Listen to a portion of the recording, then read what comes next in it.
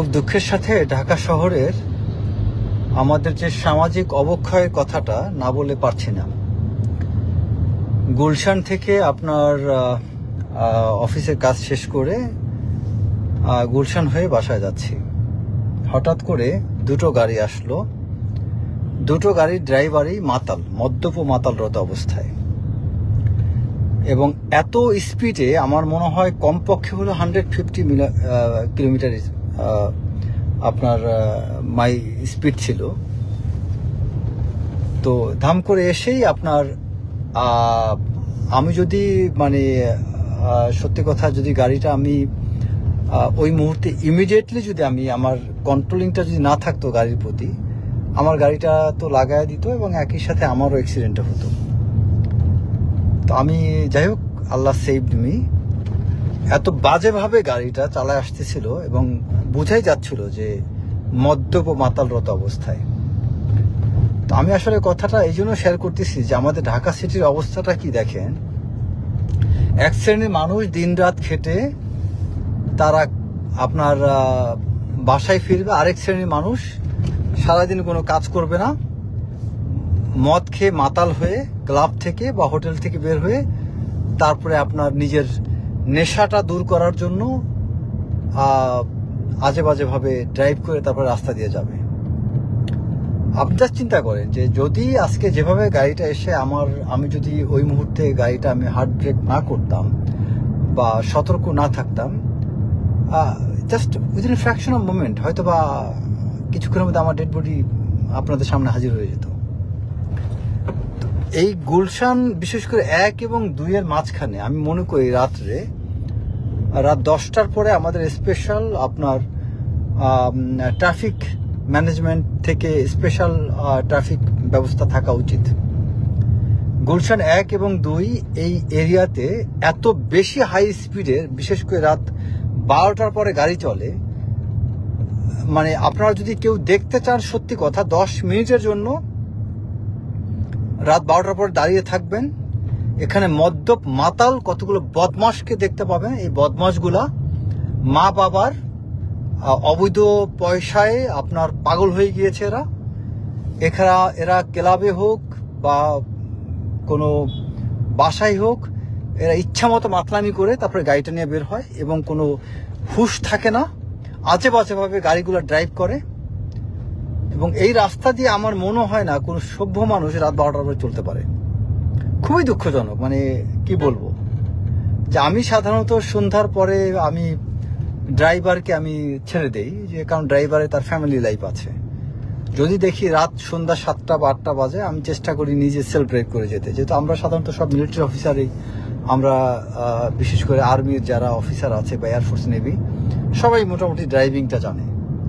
তো সেই সুবাদে আমি ড্রাইভিং জানা এবং আমি মোটামুটি দক্ষ ড্রাইভার বটে। তো আমি সাধারণত সন্ধ্যার পরে ড্রাইভারকে আমি কখনো রাখি না, যেহেতু নিজে ড্রাইভ করতে পারি। তো আমি প্রায় সময় আমি দেখছি রাতে, যখন আমি নিজে রাত 10টা, 11টা বা 12টার পরে যখন ড্রাইভ করে বাসায় ফিরি, এই সিনারিওটা প্রায় ফেস করি। খুবই জঘন্য একটা অবস্থা। মনে হচ্ছিল যে আমার সত্যি কথা গাড়ি থেকে নেমে একটা গুলি করি, এমন লাগতেছিল। কিন্তু আমি যদি এখন মনে করেন কোনো একটা হার্ডলাইন কোনো অ্যাকশন নিতাম, আপনারাই সোশ্যাল মিডিয়ার মানুষ আমার বিরুদ্ধে লেগে যেতেন। আমি মরে গেলে হয়তো সিম্প্যাথি দেখাইতেন, এই যে মাইলস্টোন কলেজের মতো করে খুব কান্নাকাটি করতেন, ব্লা অনেক ধরনের নায়ক বা হিরো বানায় দিতেন। কিন্তু আবার একই সাথে যদি আমি এখন কাউন্টার কোনো অ্যাকশন নিতাম, আমাকে ভিলেন বানিয়ে দিতেন। আর্মি অফিসার, মিলিটারি লোকজন ক্ষমতা দেখাইছে, গুলি করছে, হেন তেন অনেক কিছু বলতেন। এই সমাজে আমরা আসলে কি করব বলেন?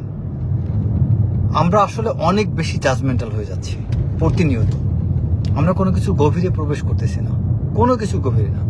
এই যে দেখেন, আমি এখন হাতিঝিল দিয়ে যাচ্ছি, এখানে ওই যে আমি জাস্ট কিছুক্ষণ আগে একটা গাড়ি আমাকে ক্রস করে গেল। গাড়িটার স্পিড কমপক্ষে 120 বা 30 হবে, দেখার কেউ নাই। রাত 10টা বেঁচে গেল এই না যে আপনার রাস্তায় দেখার কেউ থাকবে না। এটা উচিত না। ঢাকা শহরে দরকার হয় নাইট শিফটে আমার মনে হয় ট্রাফিক ম্যানেজমেন্ট থাকা উচিত। কারণ ম্যাক্সিমাম ফ্যাটাল অ্যাক্সিডেন্টগুলো আপনি দেখবেন গভীর রাতে হয়। ট্রাফিক জ্যামের মধ্যে যে দুর্ঘটনাগুলো ঘটে তাতে কিন্তু ফ্যাটাল হয় কম, গাড়ির ক্ষতি হয়, বাট হতাহতটার সংখ্যাটা কম থাকে। যারা এই ট্রাফিক ম্যানেজমেন্ট বা রোড অ্যাক্সিডেন্ট নিয়ে যারা রিসার্চ করেছেন তারা হয়তো আমার সাথে একমত হবে। গভীর রাতে যে অ্যাক্সিডেন্টগুলো হয় ফাঁকা রাস্তায়, এগুলো হয় সবচেয়ে বেশি, সর্বাধিক ফ্যাটাল। তো এই মুহূর্তটা আমি মনে করি ঢাকা শহর স্পিড ব্রেকার এগুলোরও কোনো মানে সঠিক ম্যানেজমেন্ট নাই, খুবই খারাপ। যাই হোক, আমরা আসলে মানে আমাদের বিনোদন বা আমাদের অতিমাত্রায় বাড়াবাড়িটা যেন কারো জীবনের জন্য ঝুঁকি না হয়ে দাঁড়ায়, এটা খেয়াল রাখা উচিত। আনন্দ ফুর্তি আমরা করতে পারি, আমিও করি, মাঝে মধ্যে বন্ধু বান্ধব নিয়ে হ্যাং আউট করি, বের হই, লং ড্রাইভে যাই, বা কোনো একটা 5 স্টার হোটেলে কোনো একটা জায়গায় যে হয়তো বা ডিনার করছি, দ্যাটস আর ওকে, ফাইন। কিন্তু আমার বিনোদন তো অন্যের জন্য হুমকি হওয়া উচিত না, এটা তো কোনোভাবে গ্রহণযোগ্য না। বিশেষ করে গুলশান এলাকায় যা ঘটে, গুলশান বনানীতে প্রতিনিয়ত আর কত দুর্ঘটনা ঘটবে যে আমরা তারপরে সতর্ক হচ্ছে না। গুলশান থানা, গুলশানের traffic management, they must be very much cautious and they must be very serious about taking action against those rowdy characters যারা এই যে হাই স্পিডে গাড়িগুলো রাত গভীরে চালায়। ভালো থাকবেন সবাই, থ্যাংক ইউ, সবার সেফটি কামনা করছি। আসসালামু আলাইকুম।